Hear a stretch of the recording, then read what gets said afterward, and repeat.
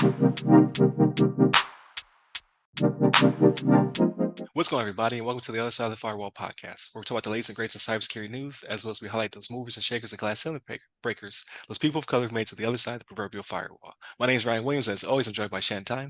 What's up? What's up? What's going on? So, welcome to Wednesday discussion. So, if you have not already, please go back. On Monday, we talk about some new New York. I'm trying to get the acronym. New York Department of Financial Services finalizing their Second Amendment to their cybersecurity regulation.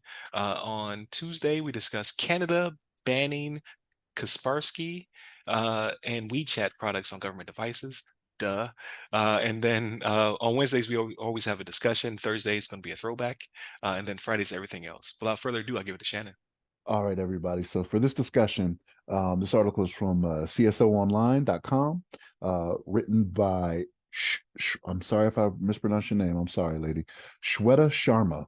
And it's titled SEC Sues Solarwinds and its CISO for Fraudulent Cybersecurity Disclosures. So here's the discussion on this, right? So do you think this is appropriate action on this? I do, right? So like in the investigation with SolarWinds, right? So remember this happened it was like November, December of 2020 or something like that, right? This is one of the first big articles we talked about on the show, if I remember correctly, right? It was Dr. Gabriel, I think might have been the first thing with her, Right. with Google. Mm-hmm. And then I think this came up like, if not the next week, it was like the week after. Yeah. So it was like November, December 2020, right? So I think this is a good way to go about holding people accountable, because they didn't figure out that SolarWinds knew what they knew until they did their investigation, right? So in their investigation, they came about, coming across some information like when it came to internal emails and memos that came out to where they knew as far back as 2018 that they had an issue with the back end and that there were known risks that weren't accurately represented, right? The cybersecurity measures they were taking were not sufficient. And again, this was acknowledged, right? In internal emails, internal memos, and the CISO being a part of that.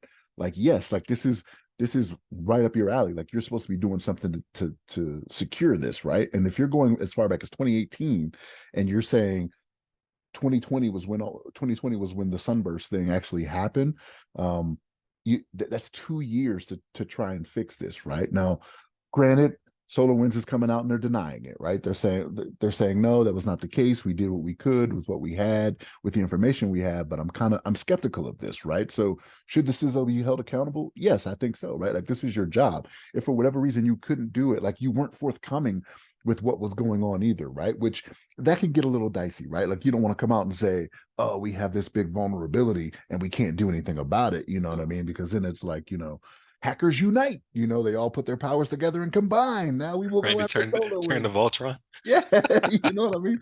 Like it just ends up being that everybody starts going after it if you advertise it. And I'm not saying going that route, right? But you didn't make it known to shareholders, for the company, you know what I mean? And like this is just a bad look if after the fact they're like, we found these memos. Like, how are you disputing this? How are you saying you're not at fault? You know what I mean? Like, who did you write this? Right? This is why you have non-repudiation and you do digital signatures on emails, right? So you could say, no, you sent this, right? Like this is you, right? This is what this allows us to say, that this definitely came from you. You can deny it if you want, but we got it right here. So, like I said, as far back as 2018, they found things that show that they were aware of what was going on. So, yeah, you got to hold people accountable to keep these things from happening, right? Because honestly, what would really happen? What would really happen if there was no action for this? Like CISOs would just be out there like, whatever, you know what I mean? Like, we still made money, you know what I mean? Like, because that's what the CEO and the CFO care about. Like, hey, did we make money? And I understand it's a delicate balance, right? Like the CISO, even if they were going, to other members of the C-suite and they were like, this is what we need to be taken care of. The CEO cares about money, the CFO cares about money. Like, how are we doing this, right? There is a balance to where cybersecurity is always pushed to the side. Like we see this week in and week out, like with articles that we bring up to you, with news stories you may be seeing on your own. Like cybersecurity is just not taken as serious as it needs to be. And that could have been what happened here. But again, SolarWinds is denying it. They're saying, no, that's not the case. We did what we could with what we had. And I'm like, no, I don't think you did. Like you have the ability to hire on better talent if you're saying the talent was not enough. Your engineers were not enough to fix what was going on.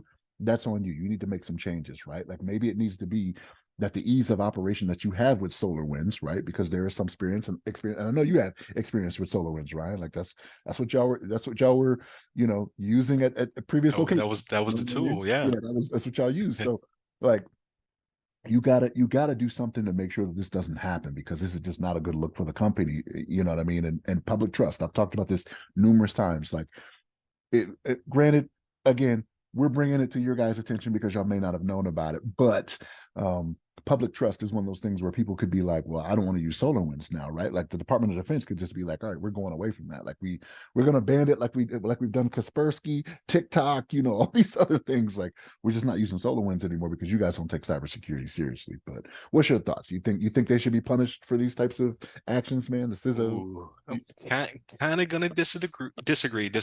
That's kind of gonna disagree a little bit. But for those who are just tuning in, please like, share, subscribe, all that good stuff. Ring a bell if there's a bell involved. Trying to get visibility, people. So please share. Um, so what's crazy is like, so I don't disagree with the SEC, right? So the U.S. Securities and Exchange Commission, they're doing a lot right now. Like the SEC rules are changing about disclosure and all that other good stuff. So if you're not tracking and you're in the business, or you're affected by the business, you need to see what the SEC is doing. Um, I like that they're being aggressive and trying to set a precedent here, but for a different reason, right? I don't think CISOs have a seat at the table that's appropriate to the level of not only protections they have to provide, but then in this case, to be able to jump up and down the desk and shout that, hey, there's a problem. Because Brown, in this case, the CISO that's being sued, internally was throwing up flags like, hey, we have issues, as like you said, it's way back before the sunburst thing happened. Like, hey, our engineers are overtaxed, they can't perform the duties that need to be performed to secure our backend the way it needs to be secured. I'm paraphrasing. As well as, hey, we got major issues and this is going to be a problem. And they even talked about like, hey, like if somebody gets in here, they're gonna own the system basically. But then publicly facing, Brown is like, two thumbs up. Because Brown, like, I think if that is the case, right? If Brown was being fraudulent and not disclosing appropriately and all the other stuff, it's for two reasons. For one, to make the company not look bad, because there is a public facing side of this, which came back to bite SolarWinds in the butt real bad. Like this fallout will continue to happen. Like SolarWinds has caused us to have new regulations, and SolarWinds is very in bed with DoD. And who's to say how long that will last, right? Because of this, there's companies that are building products that are very similar that the government may pivot to. I don't know though, but um, I would assume, right?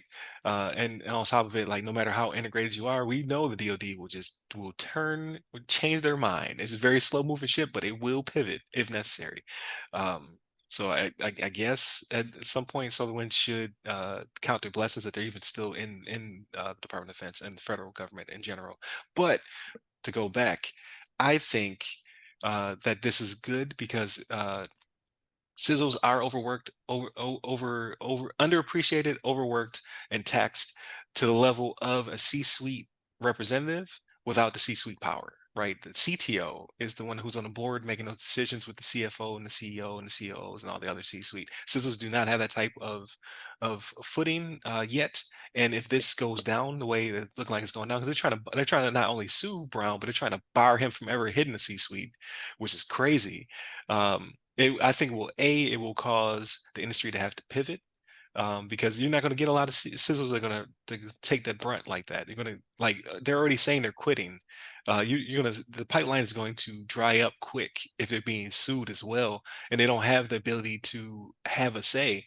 But number two, I think they're going to uh, it's not only going to drive the pipeline potentially, but I think it's going to force the issue. Like CISOs need to have the ability to have a voice and have some kind of say in the business if cybersecurity has such a has a viable impact. Like not only in this case because you are a company that deals in cybersecurity, because like SolarWinds' entire purpose is visibility, right? It's those are flags that you know that hey, either the network is out of whack, or security's out of whack, or the configurations are misplaced, or you're not backing things up. Like it does a multitude of different things from a network engineering and admin standpoint. But two, it became a back door that allowed foreign entities to get into all parts of government, right?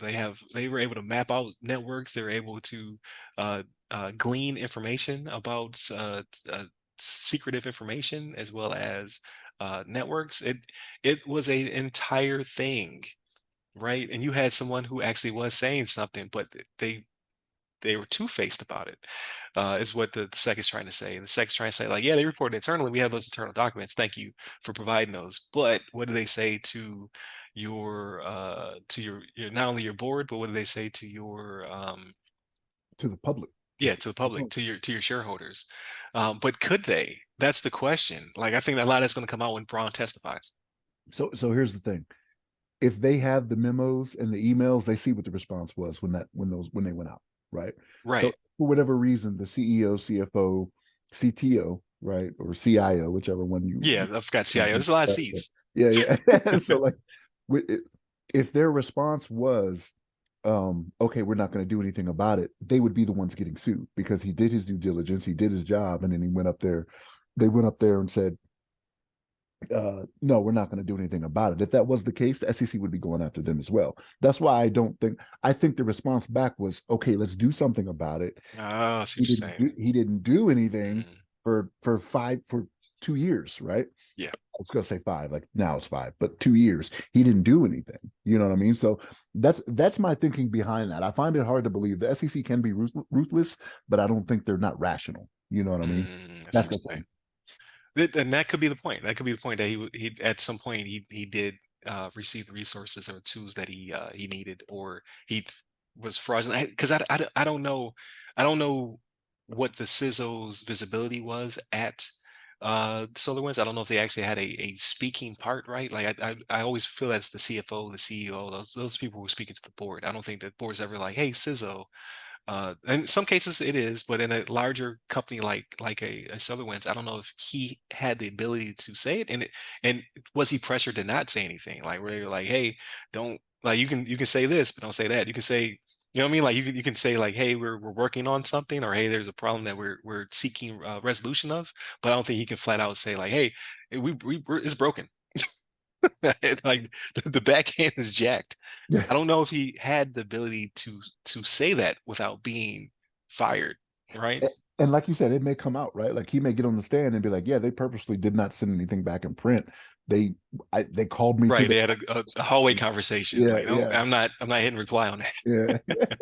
It could be. It very well could be. Yeah, so I don't know, but I think at the end of the day, I think it shows that the responsibility of the CISO is humongous in this regard, right? Like the sunburst will forever go down as a historical like touchstone, right? This is the nexus event in the cybersecurity universe that it will always be a thing, and Brown will always be attached to it. So, if I was a CISO, which like I'm not gonna lie, like being a vCISO, I strive to be a CISO, but like I've just seen a lot of flag. Like this is just me being real, right? This is Ryan saying like I don't know if that's the move.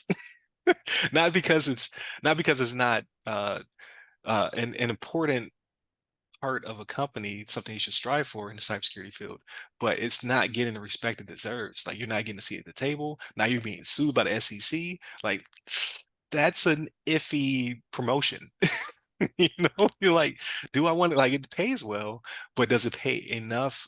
And do you get the tools to do something like that? I don't know. Like, I would have to talk to a CISO, which we know a few, right? We could bring somebody on before the end of the year. Be like, hey, how do you feel about this?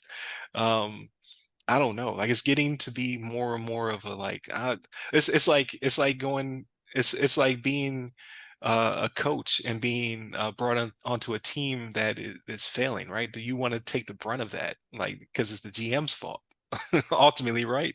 But they're going to put it on the coach. There's only a few GMs that we know, like they're like celebrities, right? But we know the coaches of the teams pretty well. Like, do you want to be a coach of that team? I guess would be the best analogy for me. Like, you know, it's a sinking ship, and you know you're not going to get the tools and resources you need. I don't know. But I gotta land this one. So please tune into all the things that go by our name.